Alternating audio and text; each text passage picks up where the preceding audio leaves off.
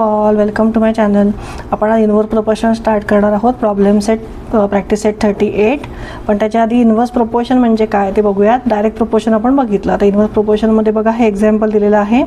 Some volunteers have gathered to dig 90 pits for tree plantation programme. One volunteer digs 1 pit in a day. If there are 15 volunteers they will take 90 divided by 15. म्हणजे 15 volunteer 90 pits किती दिवसात डिग करू शकतात? 6 डेजमध्ये. मग 10 volunteers किती दिवसात डिग करू शकतात? आता इथे बघा हे 10 व्हॉलंटियर्स विल टेक 9/10 म्हणजे 9 डेज. म्हणजे 15मधनं एकदम 5 कमी केले, 10च व्हॉलंटियर्स राहिले फक्त. तर 10 व्हॉलंटियर्सला किती दिवस लागणार आहेत? 3 दिवस अजून लागणार आहेत ते पीट्स डिग करायला. ठीक आहे. सो म्हणजे इथे काय झालं? Are the number of pits and the number of volunteers in direct proportion? No, they are in inverse proportion. म्हणजे इन्व्हर्स प्रोपोर्शन कशाला म्हणतात? जर तुमचं काम, जर समजा एक तुम्हाला काम दिलं आहे 15 दिवस आणि ते 10 लोक करणार आहेत, तर ते जर 15 लोक दिले तर 15 लोक अजून जास्त कमी दिवसात काम संपवू शकतील. 10 लोकांमधले 5 लोक कमी केले, 5च लोक त्यांना अजून जास्त दिवस लागणार आहेत. म्हणजे ह्याला आपण काय म्हणायचं आहे? Inverse proportion. इथे बघा सांगितलं आहे, if the number of volunteer decreases more days are required and if the number of volunteers increases fewer days are required. म्हणजे जर माणसं वाढवली त्या कामाला तर दिवस कमी लागतील आणि माणसं कमी केली तर दिवस जास्त लागतील. So however the product of the number of days and number of volunteers remain constant. We say that these numbers are in inverse proportion. इथे बघा अजून एक एक्झाम्पल दिलेलं आहे. Suppose Sudha has to solve 48 problems in a problem set. If she solves one problem every day, she will need 48 days to complete the set. But if she solves 8 problems every day, she will complete the set in 48 divided by 8 is 6 days. म्हणजे जे problem ती 48 दिवसात सोडवणार होती, एक problem रोज सोडवून, ते तिने 8 प्रॉब्लेम रोज सोडवले. म्हणजे मग तिला किती दिवस लागले? 6 दिवसात ते पूर्ण कंप्लीट झाला problem set. And if she solve 12 problems a day, she will need 48 by 12 म्हणजे 4 days. आता इथे कॉन्स्टंट काय राहिलं आहे? 48 कॉन्स्टंट राहिले. प्रॉब्लेम्स तेवढेच राहणार आहेत. फक्त तुम्ही एका दिवसात किती प्रॉब्लेम सोडवताय त्याच्यावर डिपेंड असणारे तुमचे डेज, की तुम्हाला किती दिवस लागतील. So the number of problems solved in a day and number of days needed to are in inverse proportion. Their product is a constant. Product म्हणजे काय? 12 × 4 किती आहे? 48. 8 × 6 किती आहे? 48. म्हणजे ही प्रॉडक्ट त्यांची कायम कॉन्स्टंट राहणार आहे.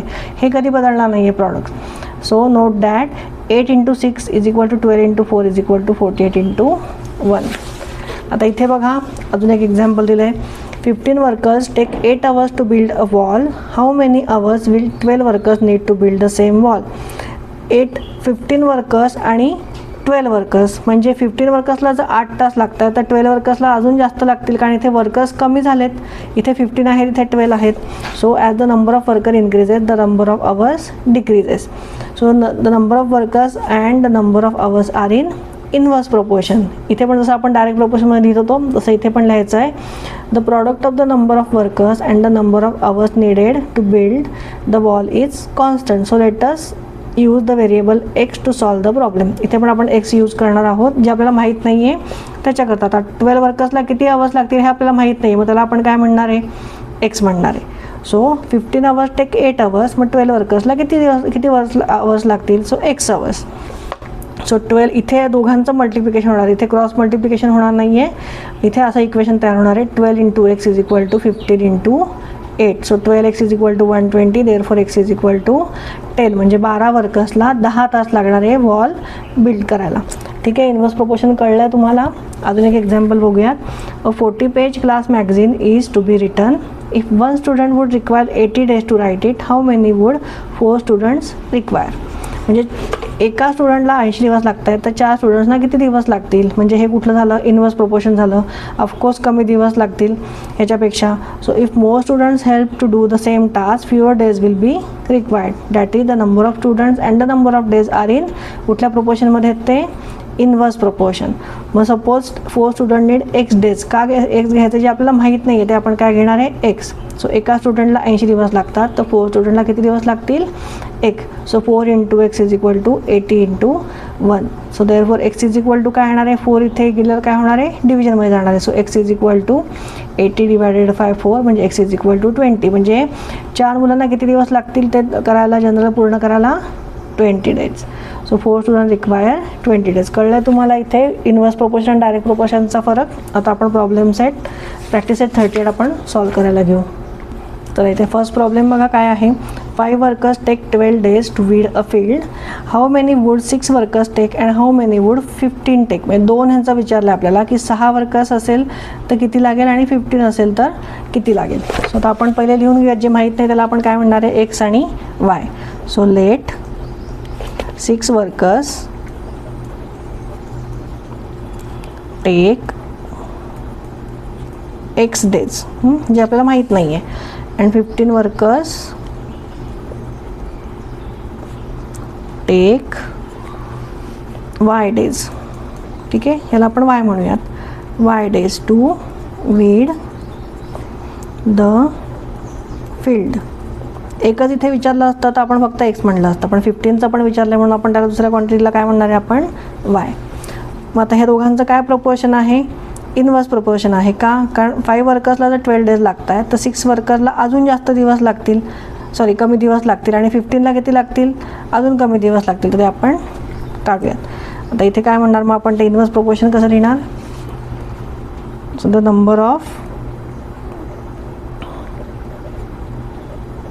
Number of workers and the time required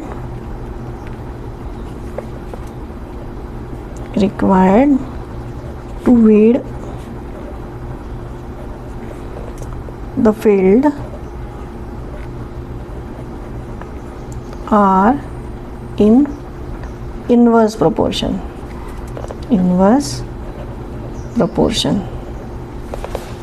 बरोबर. आता आपण इक्वेशन तयार करूयात. देअरफॉर 6 × x, बरोबर.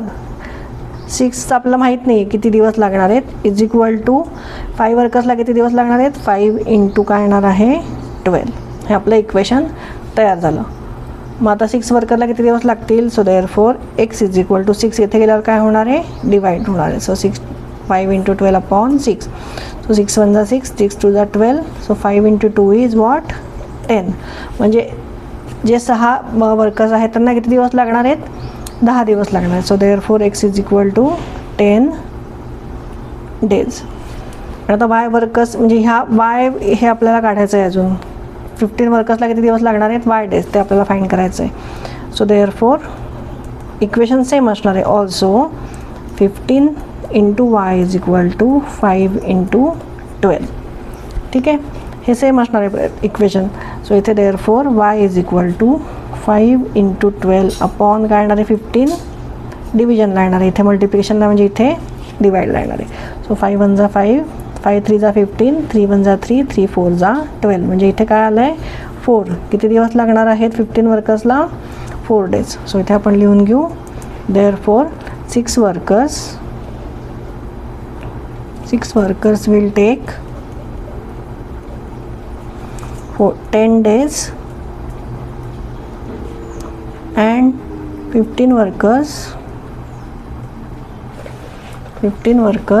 will take 4 days to weed the field. कळलं. इथे इन्व्हर्स प्रोपोर्शनचा आपण पहिला प्रॉब्लेम सॉल्व केला आहे.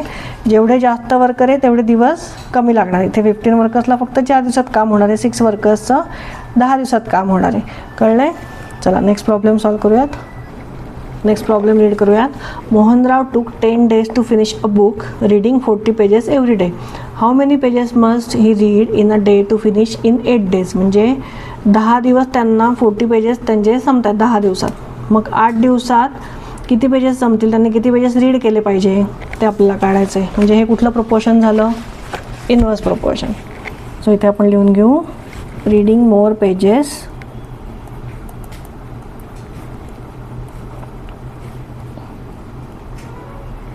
Every day,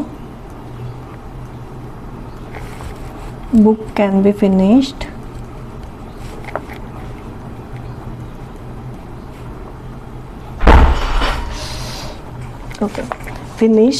in less number of days,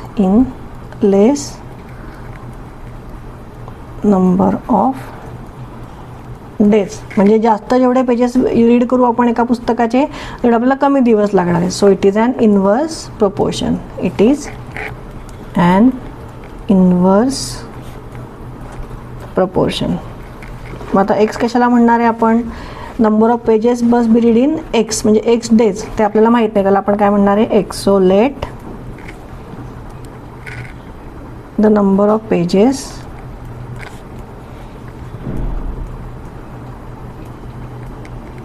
must be read in x days, त्याला आपण एक्स म्हणूया. ठीक आहे. सो तर इथे एक टेबल तयार करू आपण, म्हणजे तुम्हाला इक्वेशन करायला सोपं जाईल. नंबर ऑफ पेजेस आणि नंबर ऑफ डेज. तर नंबर ऑफ पेजेस जे 40 आहेत त्याला किती दिवस लागत आहेत? 10. मग अजून नंबर ऑफ पेजेस आपण किती रीड करू शकतो 8 दिवसात, ते आपल्याला फाइंड करायचं आहे. ते काय म्हणणार आपण?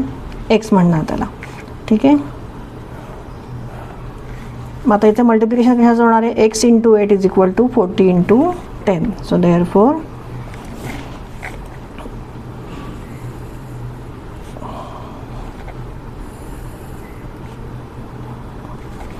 Eight into x is equal to 40 into 10. ठीक आहे. Therefore x is equal to काय येणार आहे? 8 इथे गेल्यावर 40 इंटू 10 डिवायडेड बाय 8. सो 8 1 जा 8, 8 5 जा 40, 5 इंटू 10 इज इक्वल टू 50. म्हणजे हे किती पेजेस रीड होणार आहेत 8 डेजमध्ये? 50 पेजेस. सो देअरफॉर आपण खाली आन्सर लिहून घेऊ. Mohanrao should read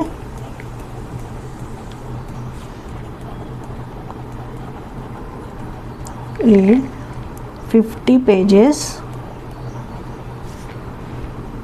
per day. म्हणजे त्यांनी एका दिवसात 50 पेजेस रीड केले पाहिजे, म्हणजे 8 दिवसात त्यांचं पूर्ण बुक संपेल. किती म्हणजे एक्स म्हणजे इथे काय आलं आहे 50 पेजेस, म्हणजे पर डे त्यांनी 50 पेजेस रीड केले, त्यांचं बुक 8 दिवसात संपेल.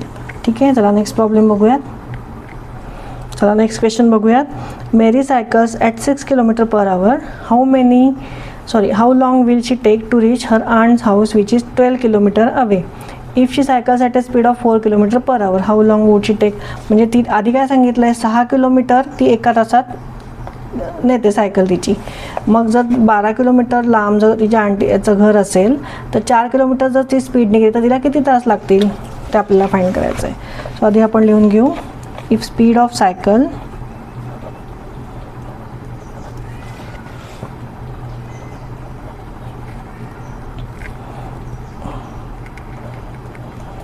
becomes less, time taken will be more. म्हणजे हे कुठलं प्रोपोर्शन झालं? Inverse proportion. जर स्पीड कमी केला तर वेळ वाढणार आहे, स्पीड वाढवला तर वेळ कमी लागणार आहे, म्हणजे हे कुठलं प्रोपोर्शन आहे? Inverse proportion. So it is an inverse proportion. आता प्रॉडक्ट कशाची रिमेन राहणार? कॉन्स्टंट राहणार आहे. Product of the speed and time remains constant. So product of speed and time remains constant. So equation कसं तयार करणार आहे आपण ते आधी बघू. आधी speed into time is equal to लिहून घेऊ. Speed into time is equal to distance. ठीक आहे. स्पीड किती आहे आणि वेळ किती लागणार आहे त्याच्यावरून आपण काय करणार आहे? आपण डिस्टन्स किती ट्रॅव्हल करतो म्हणजे किती किलोमीटर आपण कवर करतो आहे. So 6 into time is equal to किती डिस्टन्स आहे? 12 kilometre. So time is equal to 12 divided by 6 is equal to 2 hours. म्हणजे जर तिथे 6 किलोमीटर पर आवर जर स्पीड ठेवला तर ती 2 तासात पोहोचेल. पण आपल्याला काय विचारलं आहे की 4 किलोमीटर पर आवर तिने स्पीड ठेवला तर तिला किती वेळ लागेल? So and 4 into time is equal to 12 kilometre तेवढेच राहणार आहेत.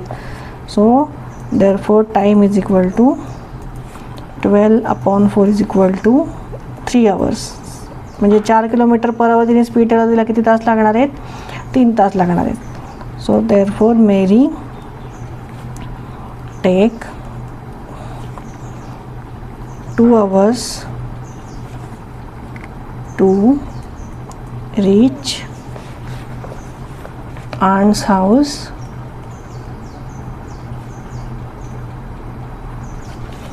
at a speed of किती 6 किलोमीटर पर आवर आणि 3 तास तिला कधी लागणार आहे जर स्पीड तिने ठेवला 4 kilometre per hours and 3 hours if she cycles at a speed of 4 kilometre per आवर. ठीक आहे, चला नेक्स्ट प्रॉब्लेम बघूयात. चला नेक्स्ट क्वेश्चन बघा काय आहे. The stock of grain in a government warehouse last 30 days for 4000 people. So how many days will it last for 6000 people. 4000 लोकांना 30 दिवस पुरतोय तर 6000 लोकांना नक्कीच कमी दिवस पुरेल. सेम स्टॉक आहे, स्टॉक कमी होणार नाही आहे, म्हणजे त्या स्टॉकची क्वांटिटी तेवढीच राहणार आहे, पण मग 6000 लोक झाले तर नक्कीच कमी दिवस पुरेल. सो इथे लिहून घेऊ आपण. If men are more then stock of grain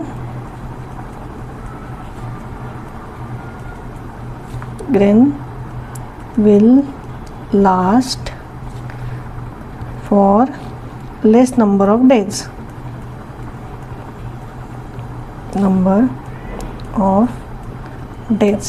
So it is an कुठलं proportion आहे हे? It is an inverse proportion. ठीक आहे, म्हणजे number of men into days is equal to कुठलं कॉन्स्टंट आहे व्हेरिएशन हे नंबर ऑफ डेज आणि मेन हे कॉन्स्टंट आहे.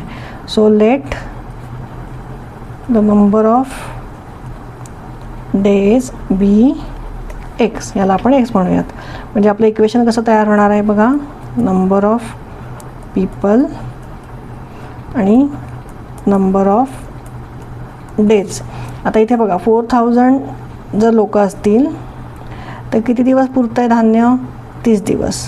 मग 6000 असतील तर किती दिवस पुरेल? एक्स, जे आपल्याला माहीत नाही, जे आपल्याला शोधून काढायचं आहे. So therefore 6000 into x is equal to 4000 into 30. हे प्रॉडक्ट काय असणार आहे? कॉन्स्टंट असणार आहे, number of men and number of days. So therefore x is equal to 4000 into 30 divided by 6000. 6000 इकडे मल्टिप्लिकेशनला म्हणजे इथे काय आले? डिव्हिजनला. सो हे 3 0 कॅन्सल झाले. 6 1 जा 6, 6 5 जा 30, म्हणजे 4 इंटू 5 किती होणार आहे हे? 4 5 जा 20. म्हणजे 6000 पीपलला किती दिवस पुरणार आहे ते धान्य? 20 days. So therefore it will last for 20 days for 6000 people. ठीक आहे, इथे आपला आता प्रॉब्लेम सेट 38 आपला इथे संपलेला आहे इन्व्हर्स प्रपोर्शनचा. नेक्स्ट जो टॉपिक आहे तो आपला पार्टनरशिपवर असणार आहे. तो पण खूप इझी आहे, जर नीट समजून घेतलं तर ते प्रॉब्लेम्स खूप सोपे जातील तुम्हाला सॉल्व करायला. ठीक आहे, त्याचा व्हिडिओ घेऊन मी लवकरच येईल. माझा व्हिडिओ आवडला असेल तर नक्की लाईक आणि सबस्क्राईब करा. थँक्यू.